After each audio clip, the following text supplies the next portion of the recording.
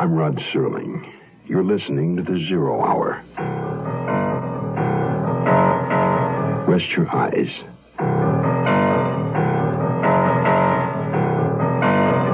Exercise your imagination. This week, Bill S. Ballinger's sound portrait of an unlikely hero. The Air Hunters.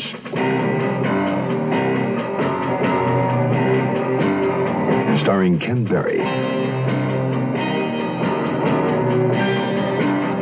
Joanne Worley,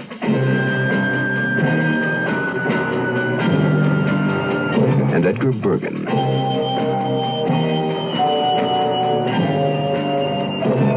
In Elliot Lewis's production of The 0 Hour.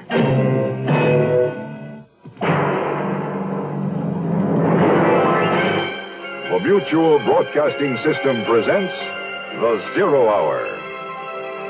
Sponsored in part by Holiday Inns, Quaker State Motor Oil, and the Ford Motor Company.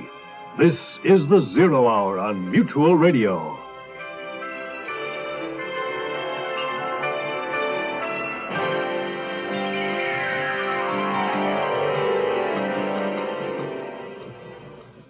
Dean Quinn, young Mr. Happy-Go-Lucky, frolicking his way through life in search of the missing heir to a fortune.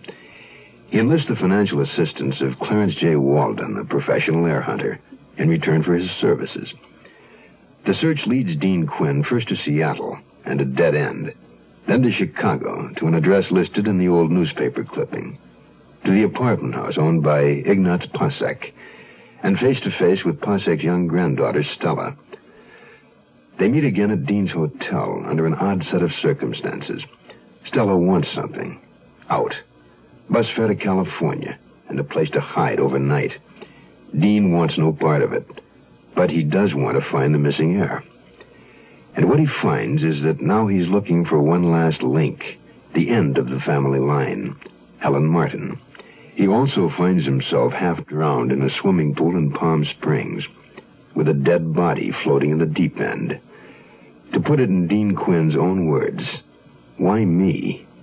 The Air Hunters will continue after this word.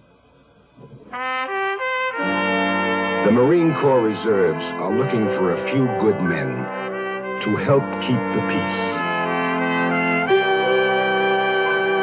We're looking for men who understand that nobody likes to fight, but somebody has to know how. We want men who want to see their children grow up in an age of peace. Men who will do more than wish for it. Men who will work for it. Men who don't need the draft to know there's a job to be done. Men who ask themselves what they can do for their country and do it. We're looking for a few good men to stand with the Marine Corps Reserve. No shortcuts, no compromises, no promises except one. You'll be a Marine, and you'll be ready. That's the job of a peacekeeper.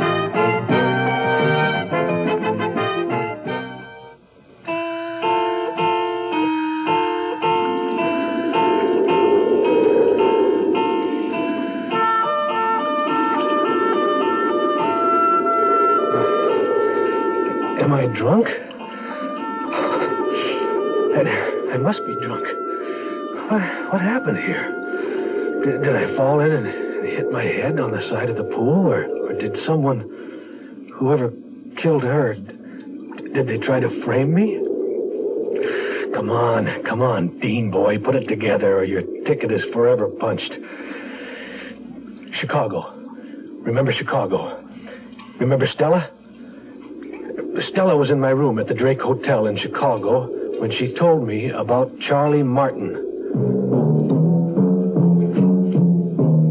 Charlie Martin is dead. He got killed in Korea. What about the little girl, Helen? I don't know what happened to her. Can I have that drink now? Yeah, help yourself. Who are you calling? Don't sweat, sweets. I'm not blowing the whistle on you.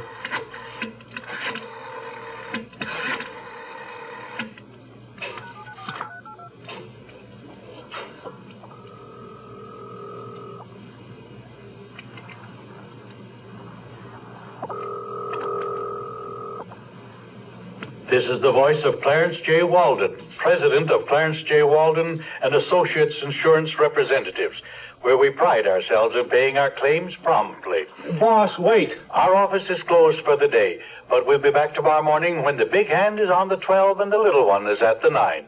Aren't you going to talk? Yeah, if he ever shuts up. If your call is urgent, please leave your name and number, and one of our representatives will get back to you as soon as possible. You will have exactly 10 seconds after you hear the little beep. Boss, this is Dean. Charles Kermit Martin was killed in Korean War, Illinois Regiment. Call VA, check where allotment was sent for his daughter, Helen Martin. Also insurance. Call me at Drake Hotel. Wire money. Sport, you sound like a disc jockey. Hey, what are you doing? Put your clothes back on. I'm getting into bed. I need my beauty rest. Well, yeah, I think I'll sack out on the couch here. Sweet dreams. I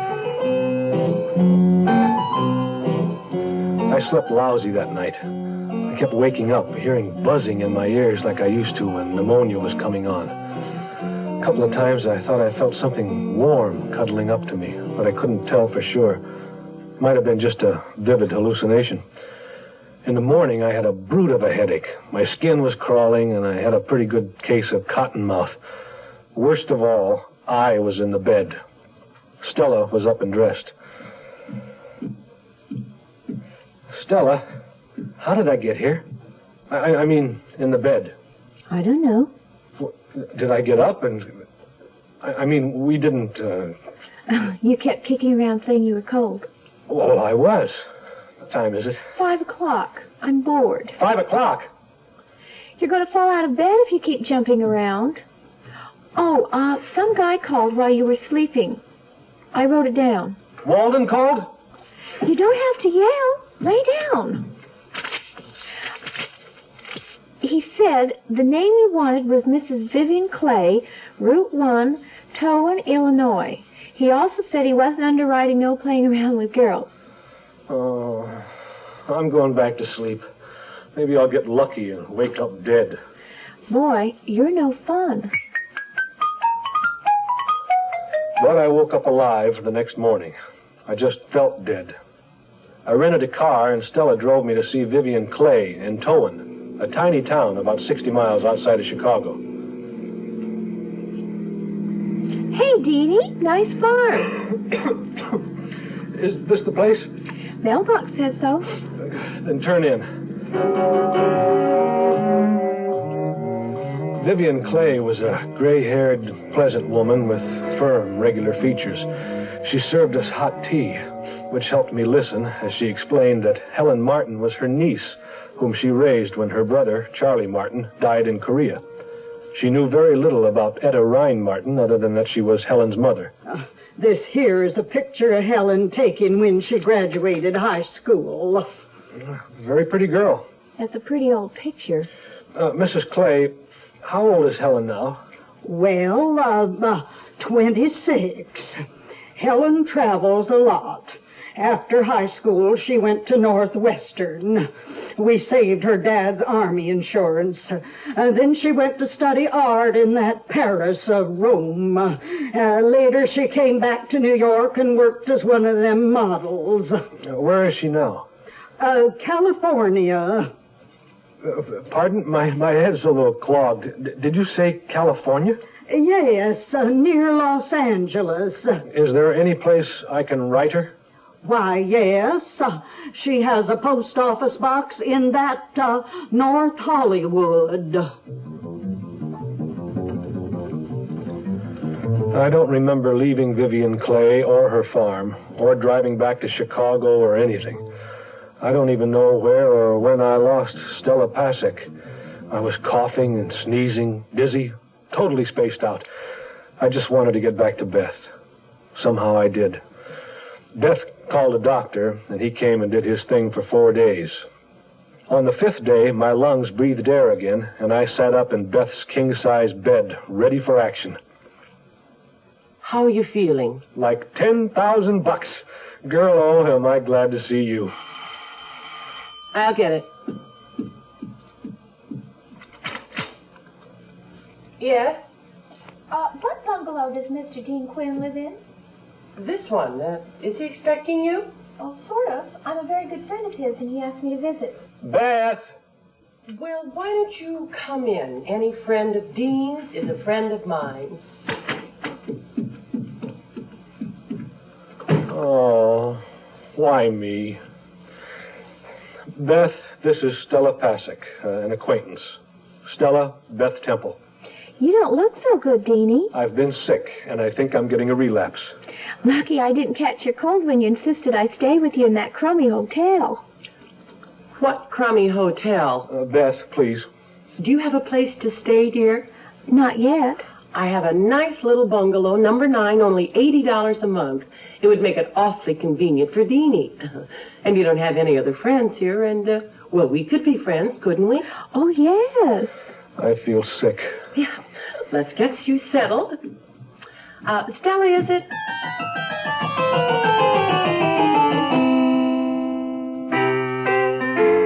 Together, time to spend, enjoying life with food and friends. Get out and get together, where the good times all begin. Together with you, together with friends, and Holiday Inn. The next time you're dining out, get together with Holiday Inn. Good food, good friends, together. If you drive a new car, maybe you've noticed some changes in how that new engine performs. Today's emission controls are part of the reason. They do cut down pollution, but they also cause severe engine heat that may rob your motor oil of its full power to protect your engine. Today, it's imperative to use only a premium quality oil. For your peace of mind, specify Quaker State. It's refined from 100% pure Pennsylvania-grade crude oil. Quaker State your car to keep it running young.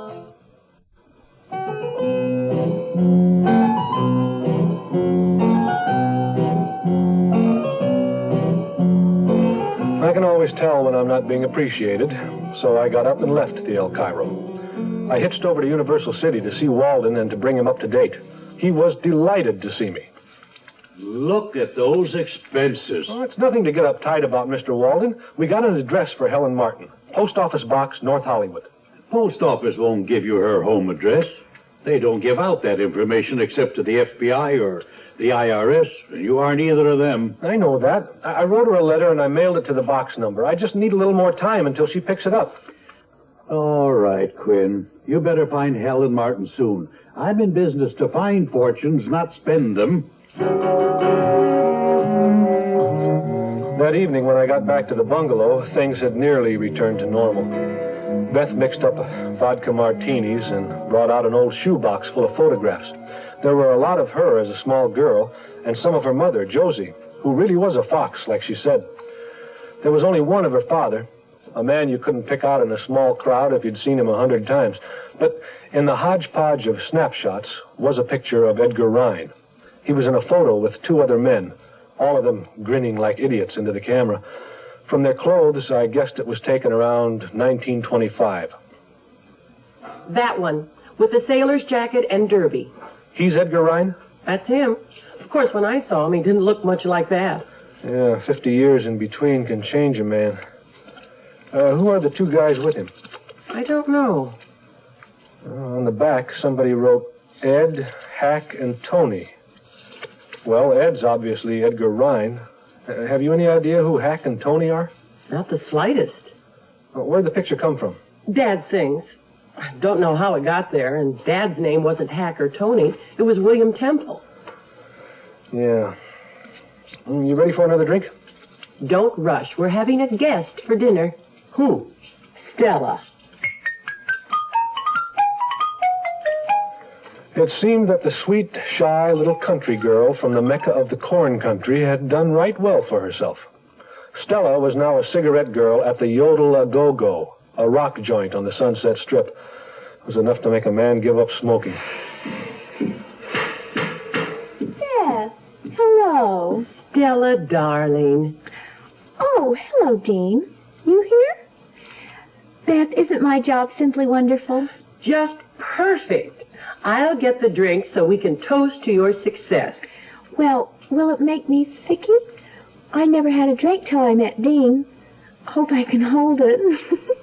I don't believe it. Be back in a minute. Dean, will you come over to my place later? What do you hear from Chicago, kid? You'll be sorry. Where are you going? Just to the door for some air.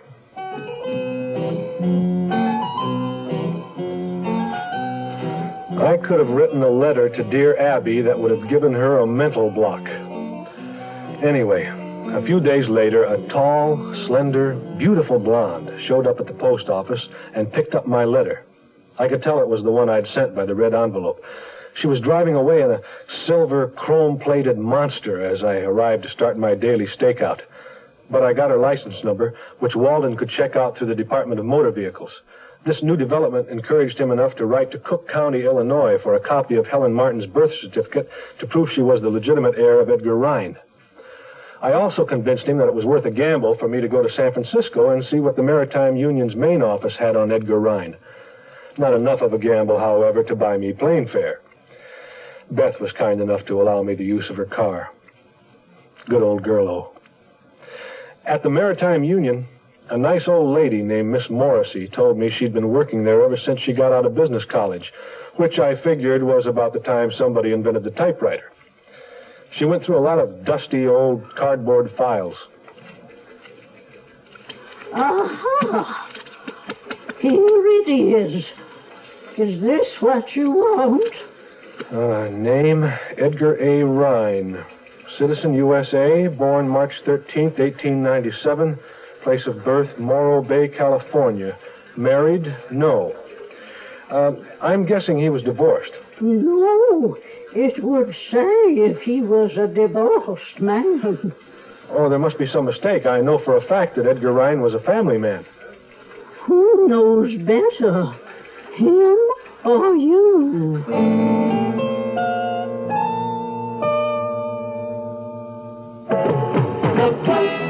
You got a solid car. The Ford Torino is a solid car. To the mountains, to the sea, for transportation to exciting places. Look close. It's the solid Ford Torino for $74. This is the spirited mid-size car, restyled with a new front end, opera windows, and luxurious new interiors. So get in, slam the door, and go. This is the solid mid-size car that says excitement for $74. Look close, you got a solid car. The Ford Torino is a solid car. Riding down the road in style, smooth and quiet by the mile. Look close, you got a solid car. The solid mid-size Ford Torino for $74. The closer you look, the better we look. So, with Miss Morrissey's information, the bottom fell out again. If old Edgar Rhine had never married, he couldn't have any direct heirs. This had come up before, so I brushed it off and kept looking for Helen Martin. There had to be a connection. There were just too many unexplained coincidences otherwise. After I left the union office, I went over to the Daily Tribune. I placed a classified ad under personals. It read, Edgar A. Rhine, reward. Anyone having known him, write to Mr. Dean Quinn, care of Clarence J. Walden and Associates, Universal City, California. I drove like crazy to get back to L.A., but I had to lay over in Santa Maria, thanks to a bad cheeseburger. When I finally cruised Walden, he had all the poop on the silver monster I'd seen at the post office. It was registered to Florentia Monte, Acacia Drive, Brentwood. I didn't waste any time getting there. A butler, sporting a bit of a belly and a broken nose, informed me that no Helen Martin was there, ever had been, or was ever expected to be. But after some diplomatic negotiation on my part, he agreed to escort me to see Miss Monte, who did indeed live there, and at that point in time was sunning herself out by the swimming pool. It was the same blonde, all right. She was stretched out on the diving board, wearing a sliver of a bikini, tanning herself, head cradled in her arms. I couldn't see her face. Without moving her head, she said, What do you want? Are you Helen Martin? No. You are Florencia Monty? Zia, please. You know Helen Martin? Yes. I know her, but I don't like to feel responsible for her. I keep a post office box in the valley for my own personal use. With a house full of servants, one has very little privacy. Yeah, I know what you mean. Every letter that comes, all my own special little secrets. Anyway, I gave Helen permission to use my post office box. Don't you forward her mail? Yes, certainly, whenever she writes to tell me where she is. I haven't heard from her in over a year. Last time, where from? Hong Kong, I think, or some such place. She travels, buys, imports clothes. How long have you known Helen Martin? Oh, years. 6, perhaps, or 7. I met her when she was studying in Paris. My family keeps a place there, although they live in Rome. And you met again here in California? Something like that. We've kept in touch. Do you have Helen's last forwarding address? Someplace around.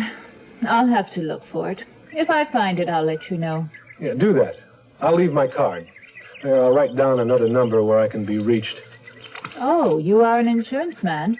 I didn't know that. Yeah. Claims paid promptly, it says right there. I hope I'll be hearing from you, Miss Monty. Zia. See you, Zia.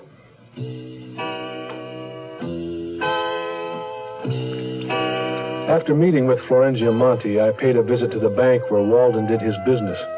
I asked Tilford Jones, one of the vice presidents, to give me a Dun & Bradstreet report on Florencia Monty. He told me that she was AAA1, top credit rating, which came as no surprise after I'd peeped her palace. Jones also gave me the lowdown on her personal background when I asked for it. Zia Monty was a legal representative with power of attorney for Roma Fiducia, an Italian holding company under a Swiss charter.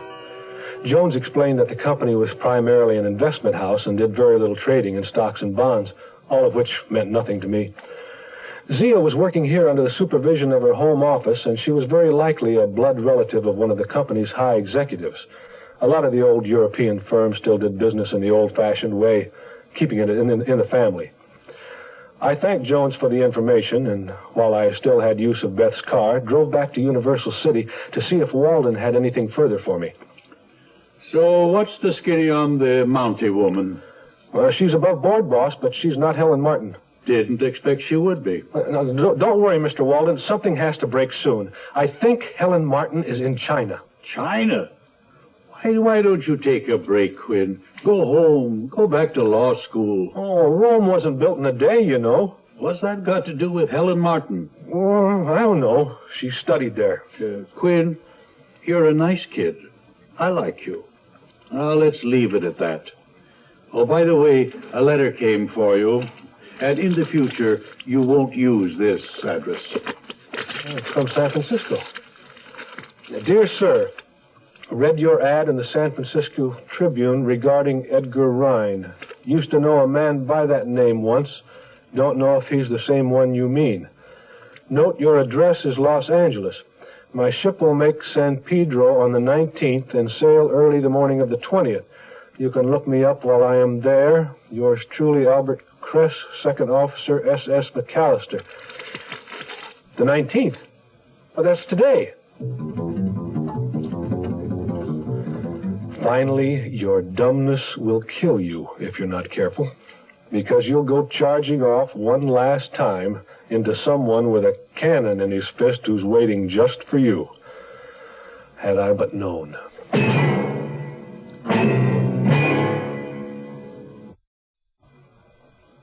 Tomorrow at this time, rest your eyes and listen here to this week's continuing study in suspense, The Air Hunters. I'm Rod Serling, and this is the Zero Hour. Today's episode brought to you in part by Holiday Inns, Quaker State Motor Oil, and Ford Motor Company. This is the Zero Hour on Mutual Radio.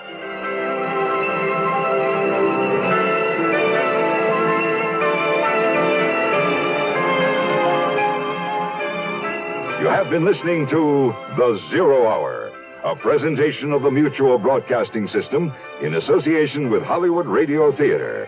Heard every weekday at this time. Rod Serling is your host. Zero Hour is produced and directed by Elliott Lewis. The Hollywood Radio Theater theme was played by Ferranti and Teicher and is now available on United Artists Records and Tapes. Hugh Douglas speaking.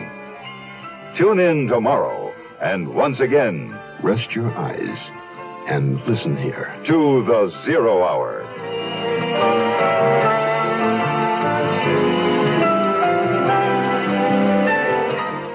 This is the Mutual Radio Network.